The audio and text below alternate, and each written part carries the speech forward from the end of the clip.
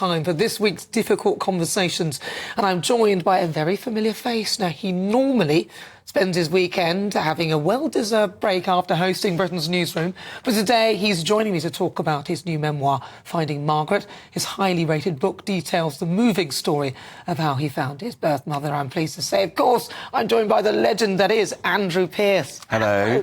Lovely to be back on your show.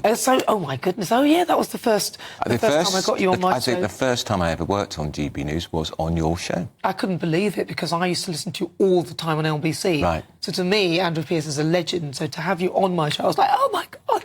But you've been doing a lot on GBNews now. You have your own programme with Beverly Turner, Britain's Newsroom. Yeah. But you've found time to write a memoir. I actually started writing it during lockdown. It was almost just putting thoughts on a piece of paper. But then it just took over. And the words literally cascaded out of me because I found my birth mother when I was around 49. As I approached the big 50, I thought, if I don't do it now, I never will. And I'd agonised for years over whether I should try to find her because I loved my adoptive mum who adopted me. Wonderful woman. She gave me a wonderful life with my dad in Swindon. I was adopted into a home with 3 kids. They were there already. They never resented me. So I never ever wanted to do anything that would upset my mum. So what I did, I found Margaret and didn't tell Mum what I was doing. Yeah. And it was an extraordinary story because I assumed when I began looking for her that she was probably 17, maybe 18 or 19 when she had me, because she had me in the early 1960s. In fact, she was 34. Wow. Just a few weeks from her 35th birthday. An Irish Roman Catholic nurse. She had me in Bristol. She lived in Birmingham. She'd gone to extraordinary lengths to cover her tracks. And I was in the orphanage for the best part of 3 years, and she used to visit me regularly because she thought at some point she'd be able to give me a home, but I'm not sure how that was ever plausible because it's the early 1960s and single mothers were the devil incarnate. They really were social pariahs, so it was going to be very difficult for her. So this whole book then explores all of that background, what it was like in the orphanage, bleak and imposing, I can tell you, run by Catholic nuns. The orphanage was in Cheltenham in Gloucestershire, which is where my first newspaper was. I then discovered that she lived in Birmingham. My second newspaper was in Birmingham. Wow. I might possibly have passed my birth mother in the street and not even known. Extraordinary. So it was extraordinary coincidences and shocks. And the whole process of writing it was very cathartic. I can imagine, because I should imagine throughout your life you've probably wondered who she is. Yeah. And who your father is as well. Yeah. And I obviously I have read parts of your book as well. Yeah. And I know that you never really find out who your father is. No.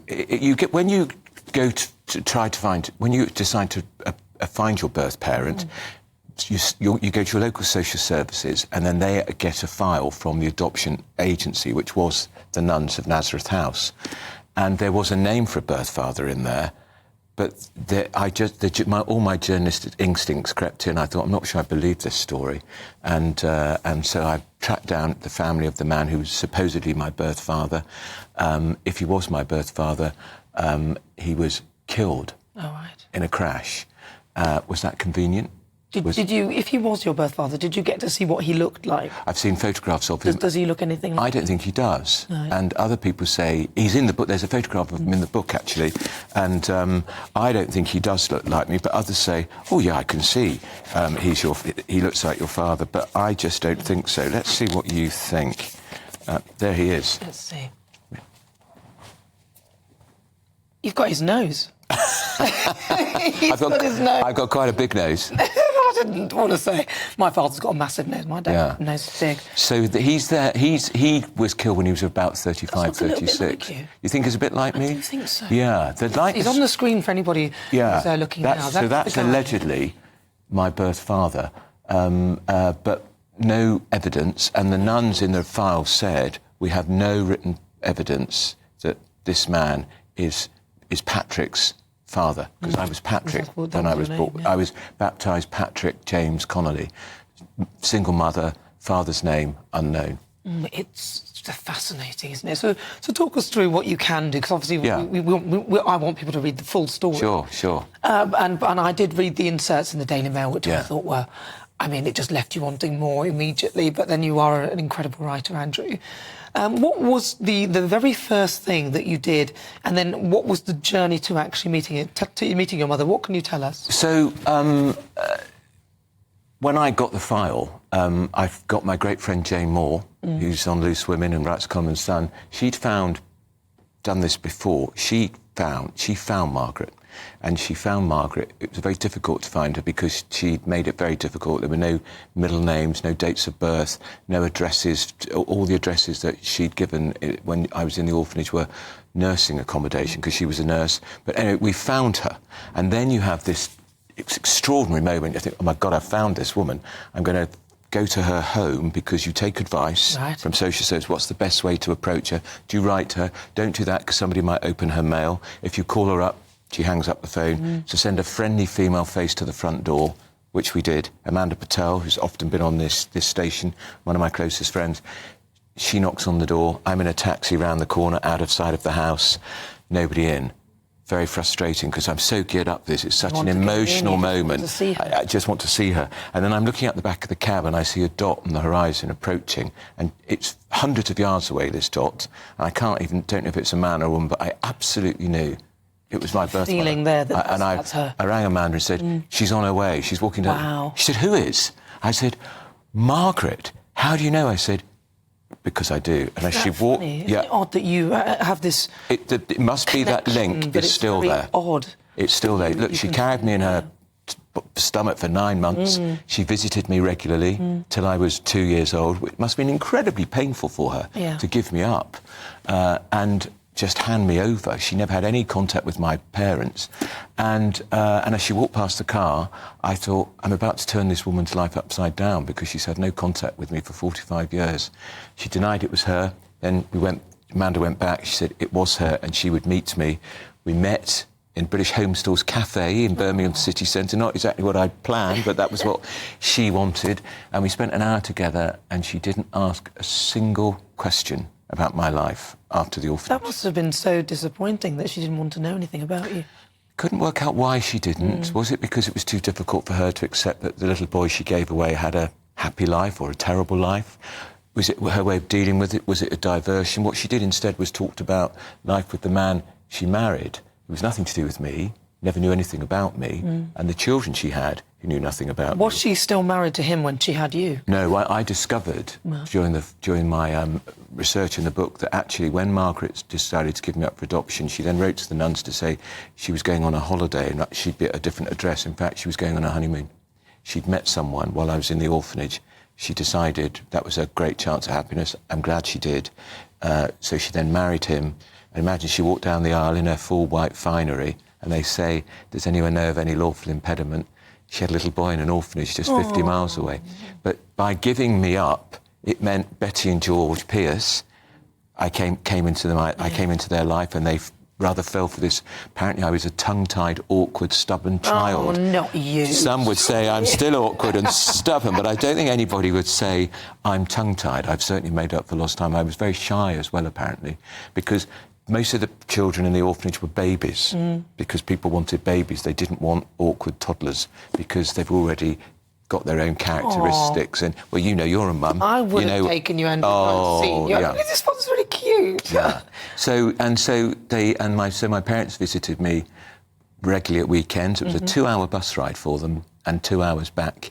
But they set their heart on this little fella, and then they'd been visiting me for about 5 or 6 months, and I'd gone to stay with them in their house in Swindon, and there was an outbreak of something like German measles in the orphanage, so I never went back. Oh.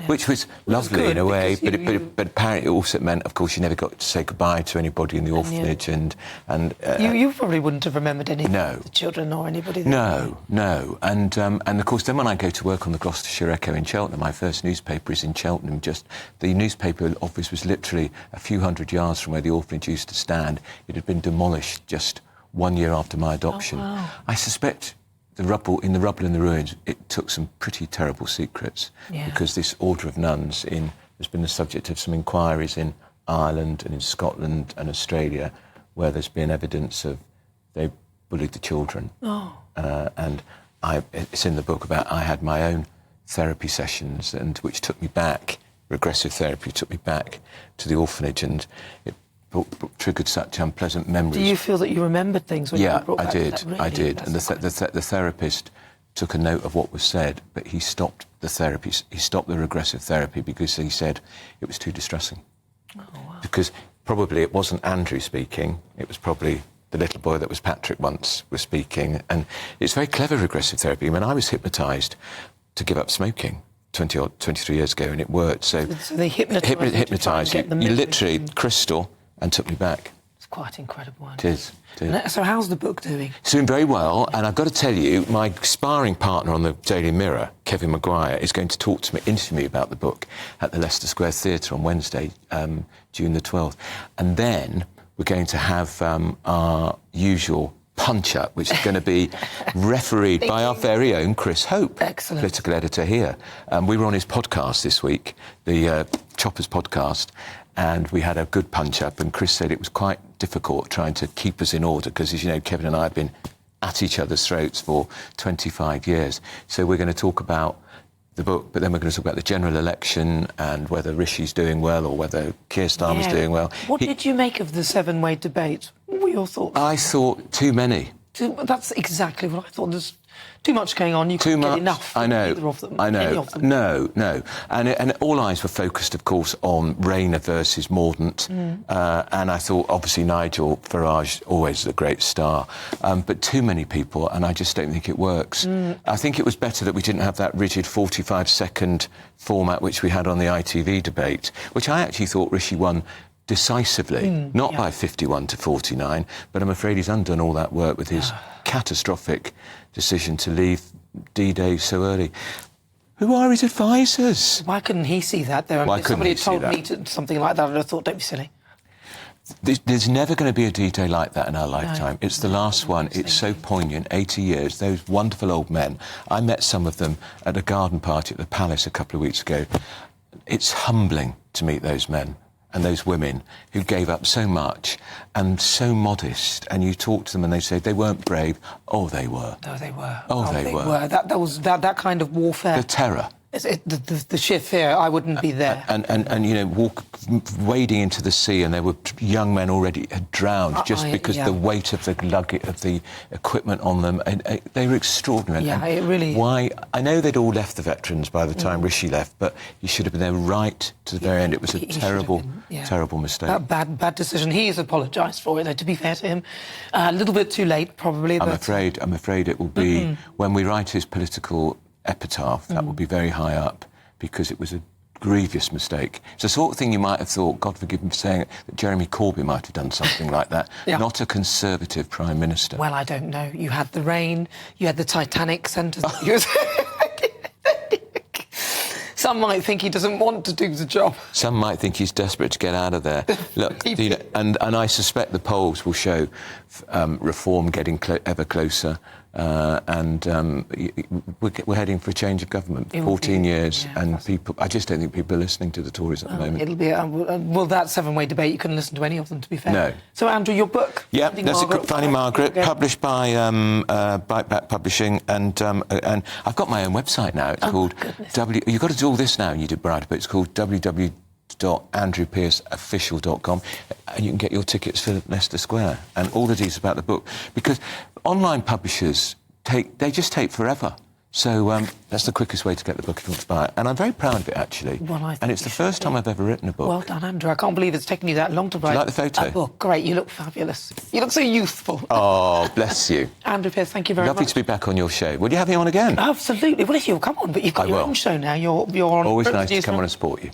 9:30 every morning. Lovely to see you. To Friday. Thank you very much, Andrew Pearce.